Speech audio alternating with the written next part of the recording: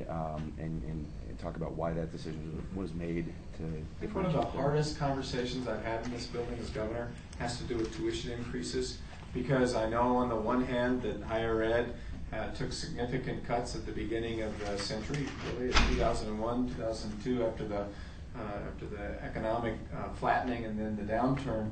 Higher ed got cut in part because of all the spending restrictions. The way they operated, they lost almost 30% of their money.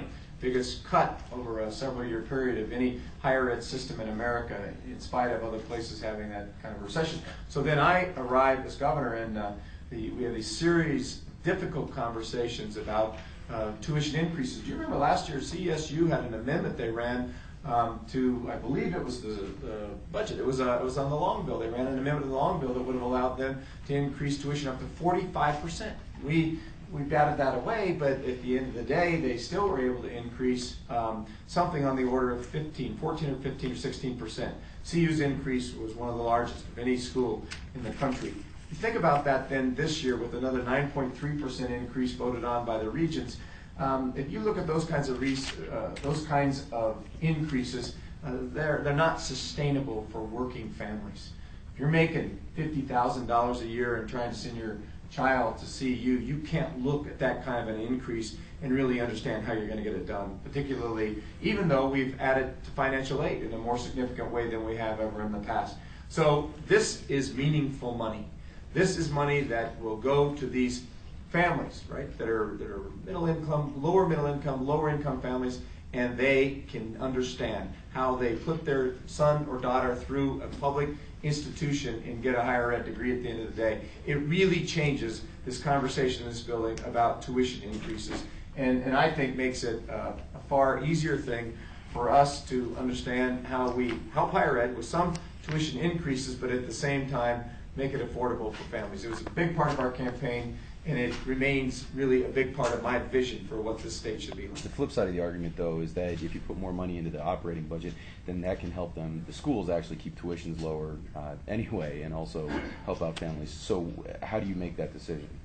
Well, we made the decision in part because we floated different ideas, and I had thought from the very beginning we should do scholarships. There are a lot of other people who were looking at operational. There was certainly a ballot measure filed for operational only. Those folks came to the table and combined their idea about operational money with other ideas about wildlife habitat protection, and then we shopped it to different college presidents, CEOs. There were some that expressed support, or mild support perhaps, and then there were others that just didn't really understand how we were going to get this done.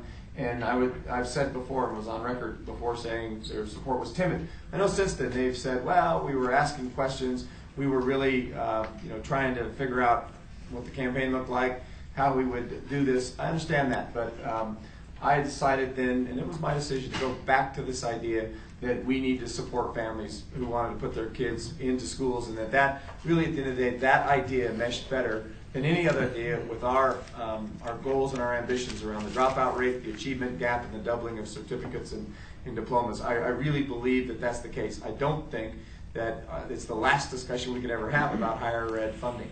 I do think that we can look to the last 2 years and the amount of money we put into higher ed and say at no time in the history of the state has an administration or a House and a Senate supported funding for higher ed increases at the level that we have over the last 2 years. Last one for all three of you. Are any of you going to be taking a position on the personhood amendment that would effectively ban abortion in the state? I oppose it. So I'm going to look at it and really think about it. I haven't read the amendment during the session. Read the anti-affirmative action amendment. I've worked on that and looked at it. I'm going to look at it and decide at the end of the day what the right thing to do is there. When I was the district attorney, if you define person in the statutes right now, it did not include the fetus, and there are a lot of reasons out of common law for that being the case. And so I think this is a change that has in part to do with abortion, but it has a lot of other ramifications and consequences as well that I think we should be very careful about changing. And so I'll let you know what my position is, but I don't have a stated position today. I'll oppose it. Governor, do you plan on signing legislation that expands civil rights protections to gays and lesbians? I'm not gonna comment on any legislation that's coming our way. I have a sense about all of it, but what we're gonna do is just as it comes to our desk, we'll make decisions, we'll vet it, we'll listen to all sides, and let people come in. That's what the next 30 days is really intended for, so we'll talk about it when we either sign it or not.